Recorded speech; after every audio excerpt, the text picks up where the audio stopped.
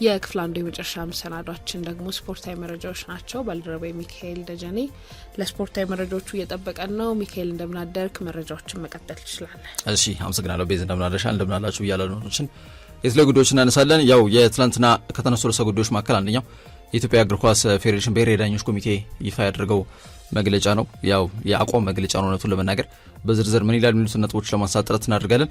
ያው በተለይ ደግሞ ከቅርብ ጊዜያት ወዲህ በተለያዩ የእግር ኳስ ውድድሮች ላይ የጨዋታ አመራሮች ላይ የሚፈጸሙ አካላዊ ጥቃቶች የሚያሳዩ ምስሎች በማህበራዊ ሚዲያ በስፋት ሲሰራጩ እየተመለከትን እንገኛለን።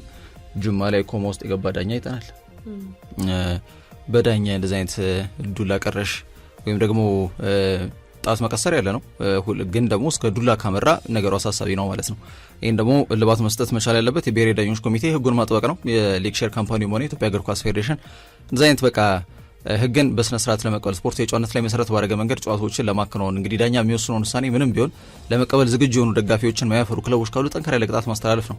በዛ መንገድ ነው ነገሮች ሊስተካከሉ የሚችሉት ተብሎ ነው የሚገመተውና እነዚህ አሳዛኝ ድርጊቶች በወቅቱ በጥብቅና በተቀናጀ መልኩ መቆጣጠር ካልተቻለ በእግር ኳሳችን ላይ የሚያስከትሉት ጉዳት በጣም ከፍተኛ እንደሆነ ይታወቃል። የጨዋታ አመራሮች የእግር ኳስ ውድድሮች በህግ በፍትሃዊነትና በስፖርታዊ ስነ ምግባር እንዲመሩ ወሳኝ ሚና የሚጫወቱ ባለሙያዎች ናቸው። በመሆኑም ደህንነታቸው አስተማማኝ ባልሆነ ሁኔታ ውስጥ ወደ ውድድር እንዳይመደቡ በቂ ጥንቃቄ ማድረግ፣ ለእግር ኳስ ቤተሰቡ ሰፊ ግንዛቤ ማስጨበጫ ስራዎችን ማከናወንና በእነርሱ ላይ የሚፈጸሙ ጥቃቶች በህግ አግባብ ተጠያቂነትን ማረጋገጥ ወሳኝ ነው ይላል መግለጫው። ሲቀጥል ይህንን ችግር በጋራ ለመፍታት በተቀናጀ አሰራር ማስቆም ካልተቻለ ለወደፊት ተስፋ የሚሆኑ ወጣት የጨዋታ አመራሮችን ለማፍራት ምናደርገው ጥረት ላይ ከፍተኛ መሰናክል ወይም ደግሞ ፈተና ውስጥ ይከተዋል። የጨዋታ አመራሮች የእግር ኳስ ልማት ዋና አካል ናቸው። እነርሱን ክብር፣ ደህንነትና መብት መጠበቅ የዛሬና የነገን እግር ኳስ መጠበቅ ማለት ነው። በመሆኑ በየደረጃው የምትገኙ የእግር ኳስ ፌዴሬሽን አመራሮች፣ የጨዋታ ዳኞች እንዲሁም ደግሞ የእግር ኳስ ቤተሰብን ጉዳይ በከፍተኛ ጽኖት በመያዝ የጨዋታ አመራሮችን ለመጠበቅ የራሳችን ኃላፊነት መውጣት፣ የእግር ኳስ ዳኝነት ሙያን እንዲሁም ደግሞ የስፖርት እድገትን በጋራ እንድናሳድግ ጥሪ እናቀርባለን የሚል መግለጫ ይዘው ወጥቷል። ያው ግልጽ በሆነ መንገድ የጨዋታ አመራሮች ክብርና ደህንነትን በጋራ እንጠብቅ ነው። ግን ከአቋምና ከመግለጫ ባለፈ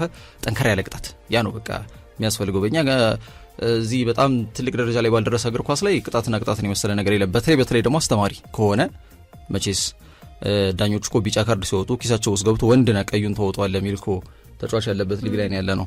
ስለዚህ ምን አይነት ፈተና እንደሚጋፈጡ በዝርዝር እነሱም በደንብ ነው የሚያውቁት። ከነሱ በላይ የሚያውቅ ሰው ይኖራል ተብሎ አይገመትም። ግን እንዲሁ ትገምቻለሽ ከድርጊታቸው፣ ከእንቅስቃሴያቸው፣ ከተጫዋቾችም ከአመራሮችም ከሁሉም እና ወልዋሎ ዓዲግራት ዩኒቨርሲቲ መቻል ጋር ያደርጉት ጨዋታ እኮ የእግር ኳስ ቤተሰቡ እንደ ትላንት ነው የሚያስታውሰው። እዚህ አዲስ አበባ ስቴዲየም ላይ ዳኛውን እንደዛ ሄደው እንዳለ እያሯሯጡ ለመምታት በጣም እኮ ዘመን የማይሽረው እኮ ክስተት እኮ ነውና ይህን ነገር ማስተካከል መቻል ያለበት የኢትዮጵያ እግር ኳስ ፌዴሬሽን ከአቋም መግለጫ ባለፈ ቀደም ሲል እንዳነሳ ነው ጠንከር ያለ አስተማሪ ሊሰመር የሚገባው ጉዳይ ነው። ቅጣት ማስተላለፍ ግድ ይላል።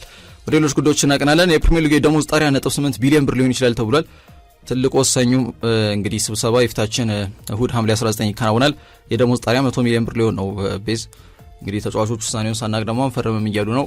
የኢትዮጵያ ፕሪሚየር ሊግ ይህ ድራማው እንደቀጠለ ይገኛል። ሁሌ ነው በቃ በተለይ አመቱ ከተጠናቀቀ በኋላ እስካሁን ድረስ ባለው ሂደት 50 ነበር፣ ከ50 ወደ 70 ከፍ አለ።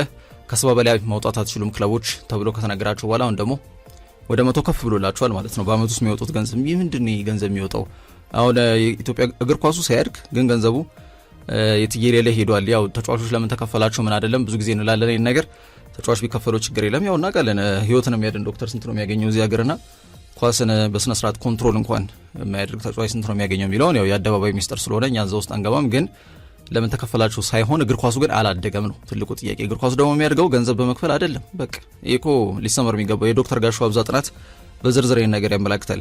ክለቦች አመታዊ ገቢ ራሳቸውን መቻል የሚችሉበትን መንገድ ሳይዘረጉ ከመንግስትና የክልል ክለቦች ያው ከክልሉ ከተማ አስተዳደር ይጠብቃሉ በጀት የከተማ አስተዳደርም ከከተማ አስተዳደር። ከዛ ውጪ ግን ኢትዮጵያ ቡና እንዲሁም ቅዱስ ጊዮርጊስ ካልሆነ በስተቀር እኮ ህዝባዊ ክለቦች ካልሆነ በስተቀር ከመንግስት ካዝና ብቻ የሚጠብቁ ናቸው። ምጽዋት የሚጠብቁ ክለቦች ናቸው። ያንን ገንዘብ ደግሞ ሲመደብላቸው 80% የሚሆነውን ለደሞዝ ለመክፈል ነው የሚጠቀሙት። ይሄ ደግሞ ቢያንስ ጥሩ አቅም ያላቸው ወጣት ተጫዋቾችን በስብስባቸው ውስጥ እንዲቀላቀሉ የሚያደርጉበትን መንገድ ካልዘረጉ በስተቀር ሩቲን ነው ማለት ነውና የራስ ስቴዲየም፣ የራስ ጽህፈት ቤት፣ ማህተም በኪስ እየተያዘ የሚዞርበት ክለብ አለ። ለምሳሌ ደውለሽ ነው ማህተም ምናምን ታስመጪው የት ነው ያለው የት ሆቴል ለምናምን ብለሽና ጽህፈት ቤት እንኳን በቅጡ የሌላቸው ክለቦች እንዳሉ ለማስመር ያክል ነው። እግር ኳሳችን የኋሊት ነውና ጠቅላላ ጉባኤው የፊታችን እሁድ ይደረጋል። በጣም በትልቁ የሚጠበቁ ውሳኔዎች አሉ። በዘንድሮ የክለቡ የደሞዝ ጣሪያ 70 ሚሊዮን ብር ነበር ቀደም ብዬ እንዳልኩት። በድምሩ 1.4 ቢሊዮን ብር በውድድር ዓመቱ ወጥቷል። 1.4 ቢሊዮን በዚህ ዓመት ነው የወጣው። አሁን እየተሰማ ያለው መረጃ ለቀጣዩ ዓመት 2019 የደሞዝ ጣሪያው ከ80 ወደ 100 ሚሊዮን ብር ከፍ ይላል። ይሄ ደግሞ በአጠቃላይ እስከ 1.8 ቢሊዮን ብር ክለቦች ሊወጡ ይችላሉ ማለት ነው በአመት። እና የአፍሪካ ዋንጫ ተሳትፏችን ትልቁ ጥያቄ ነው። የአህጉር አቀፍ የዓለም አቀፍ የውድድር ምዕራፎችን የማስተናገድ እቅድ ፍላጎት አለን። መንግስት ልዩ ትኩረት እየሰጠ ይገኛል ለስፖርታዊ ልማት፣ ለኢንፍራስትራክቸር ወይም ለመሰረተ ልማት ጋር በተያያዘ ማለት ነው።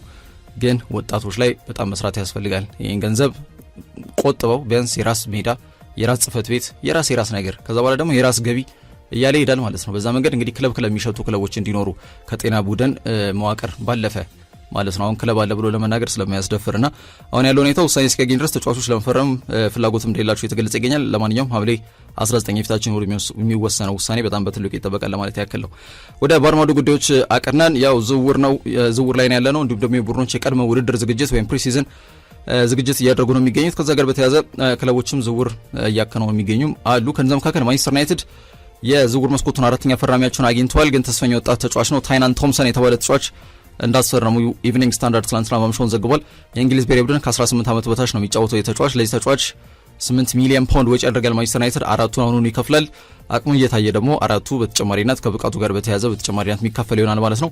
ስፐርሶች ወይም ደግሞ ከቶተንሃም ስፐርስ ነው ተጫዋች ያስፈረሙት። በነገራችን ላይ ታይናን ቶምሰን ከሰሜን ለንደኑ ክለብ ለቆ ወደ ማንቸስተር ለማቅናት የወሰነበት ዋነኛው ምክንያት የግል የቤተሰብ ሁኔታዎች ጋር በተያያዘ የመኖሪያ ስፍራውን ለመቀየር በመፈለጉ እንደሆነ ነው ዝርዝር የኢቭኒንግ ስታንዳርድ መረጃ የሚያመለክተው።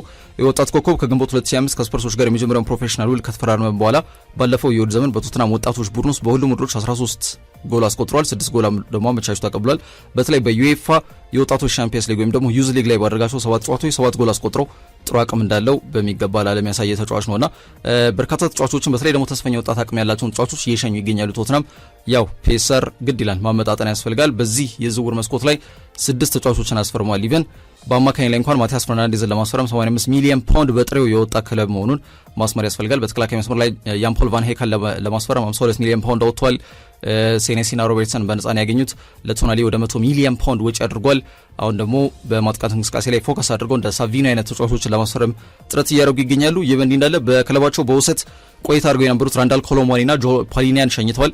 ከዛ በተጨማሪ አጥቂያቸውን አሌሆ ቬሊዝን ወደ ብራዚሉ ባሂያም በቋሚነት እንዲዘዋወር ፈቅደዋል። ቢሱማ ክለባቸውን በነፃ ለቋል።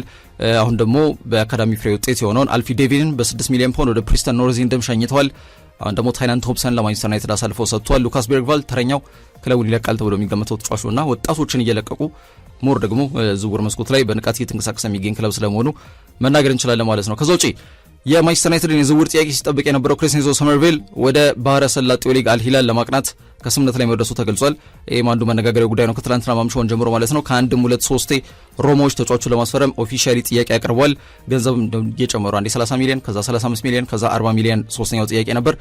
ጥያቄውን ውድቅ ሲያደርጉ ቆይተዋል። ዌስትሃሞች ተጫዋቹ በክለባቸው እንደማይቆይ ሳይታለም የተፈታ ነው፣ ግን ውል ስላለው ብቻ ጠንከር ያለ ገንዘብ እንዲቀርብላቸው ሲጠይቁ ነበር።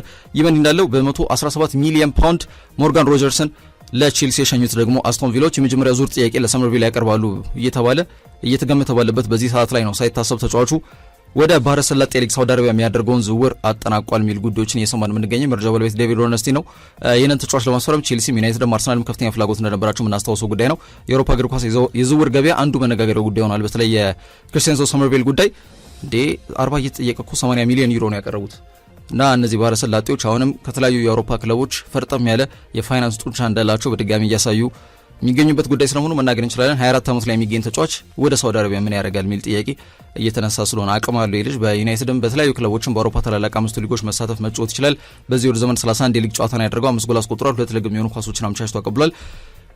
ወይ ዩናይትድ ወይ ኦልድ ትራፎርድ ወይ ደግሞ አስቶን ቪላ ቪላ ፓርክ ወይ ደግሞ ሮማ ስታዲዮ ኦሎምፒኮ ከነዚህ 3 ስቴዲየሞች አይወጣም እየተባለ ባለበት ሰዓት ላይ አልሂላል ተጫዋቹን ለማስፈረም ከስምምነት ላይ ደርሷል የሚሉ መረጃዎችን እየሰማን እንገኛለን። ቤስ ሚካኤል ደጀኔ በክፍል 1 ለሰጠን ስፖርታዊ መረጃዎች ከልብ ነው የማመሰግነው። ክፍል 2 ላይ ዳግም እንገናኛለን። መልካም ቆይታ። የተወደዳችሁ አድማጮቻችን ከመሸጋገሪያ በኋላ በክፍል 2 የፍታ ዜናዎች ጠብቃችኋለሁ። አብራችሁን ቆዩ።